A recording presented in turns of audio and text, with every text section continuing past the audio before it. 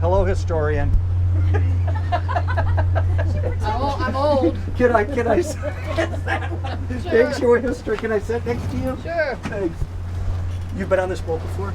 Yes, maybe 15 times. 15 times? On the 2-day, and then I do the 90 minutes. I was talking to the captain as you walked on, and you said to his wife, "Can I get the keys to the gift shop, please?" So I was like, she's been here before. Yeah, I help out in the gift shop on the 90-minute. Oh, you do? Mm-hmm. Yeah. Mm-hmm. It's quite a place, isn't it? It is. It Yeah. is. Beautiful scenery, of course. Were you raised on the river? Down at Rock Island, just downriver, about 15 miles, yeah. And I really got hooked on the river in 1973 on the Delta Queen.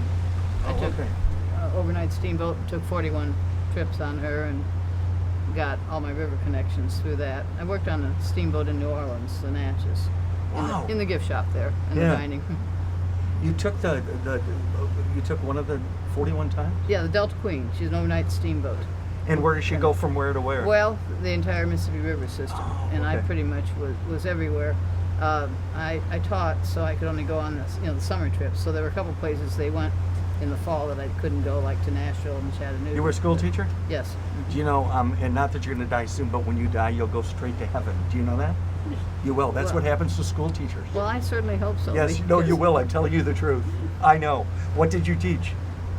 Most everything. Started off teaching Spanish, ended up teaching German, and in between for 24 years I taught reading. And we had steamboats in the Mississippi River. Have you ever tried to figure out how to work in the Mississippi River and steamboats when you're teaching German? The Rhine River. Oh, sure. Rhine River. The Danube? Yep, there are all sorts of connections. Sure, yeah. All sorts of ways, too. Was it high school German? Yes.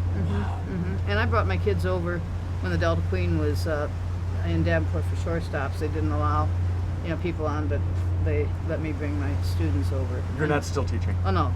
You're retired? Yeah. It got in the way of chasing boats. Okay. So how dare they? So I've been retired 19 years. If I were to say I know nothing history-wise of this region, of LeClaire, of this part of the river, what's the most important thing I should take away with me when I leave this area? Well, as far as the river goes, I mean, everybody had heard of Buffalo Bill, but LeClaire had quite a few shipyards. There's a lot of shipbuilding. Well, there was going on in this area. And then, of course, it's at the upper end of the rapids, the Rock Island Rapids. So these big homes that you see in town, those were pilot homes. And the top Belvedere, called a widow's walk, because the wives would go up to watch for their husbands' boats to come in. Sure. And so that's how LeClaire got established. Being up at the upper end, they had special rapids pilots that got on, and LeClaire took it down to Rock Island and then came back. So that was the main historical river aspect of LeClaire. Beautiful homes. And this Mississippi River is amazing, isn't it? Yeah, and the life of it, and the life around it. And it certainly changes. I've had friends that have come down to New Orleans, and they've been disappointed in the scenery, or lack thereof, in the New Orleans harbor, because it's industrial. Yeah. We've got the ships, the ocean-going vessels go all the way up to Baton Rouge. And so, it's a completely different, you don't see the pleasure boats out on the river down there.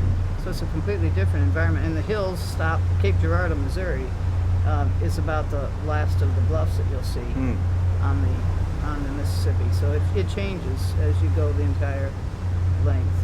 From here up to, let's say, St. Paul? You go to St. Paul. What's it like? Well, it gets prether as you go up. It does. From Dubuque on up is basically where you have the bluffs. Yeah. And it just gets prettier as you go. And the end of navigation really is right in downtown St. Paul, the Robert Street Bridge at mile 839, and that counts from Cairo, Illinois.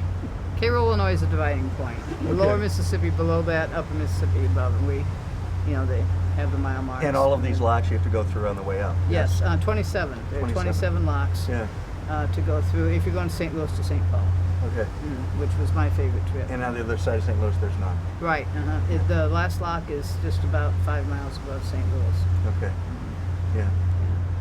You know your stuff. That's good. Yeah. Do you plan on sitting here this summer sometime? Well, hopefully. Yeah. And I sit outside when there aren't any customers in the gift shop. Kevin will announce that Judy's in the gift shop. Well, no, not really. She's She in will the- be in a minute. She's in the vicinity, but she'll come in. That's good. What a great job. I enjoy it. Yeah. I enjoy it. And this is a family-run operation. Yeah. It's so nice to to be involved with something small instead of these big corporate. Right. And what a beautiful ship. Mm-hmm. Beautiful. It is. Yeah. And have you done the overnight? Because I'm Yes. really interested in the food. Yeah. Okay, can you help me? Yeah. Well, let's see which. I don't know if they've changed the menu, but yes. And even we stay. The overnight stay at the hotel, at the Grand Harbor Hotel up there, but they give us the breakfast ticket for Tony Roma's restaurant in the hotel, so you don't starve. The the 3 meals plus the snacks, and my favorite is the grandma's cheese ball snack. In fact, I don't eat dinner the last night because I've eaten too much of You're the, done? of the snacks. No, thank you. No, I'm pushing away. And it it is served. It's not buffet style. Yeah. On this boat, it is served Nice. at the tables. Yeah. Mhm. Do you have any idea, staff-wise, what does it take to operate this? Uh, Carrie, what does it take to operate this, staff-wise? Usually 10 to 12 staff members on a 2-day overnight trip, that is. And do you have staff that comes every season? Yeah, we do. We have You do? returning ones. That was my son that just snuck off there. Oh, what? He didn't want to be interviewed, I don't think so.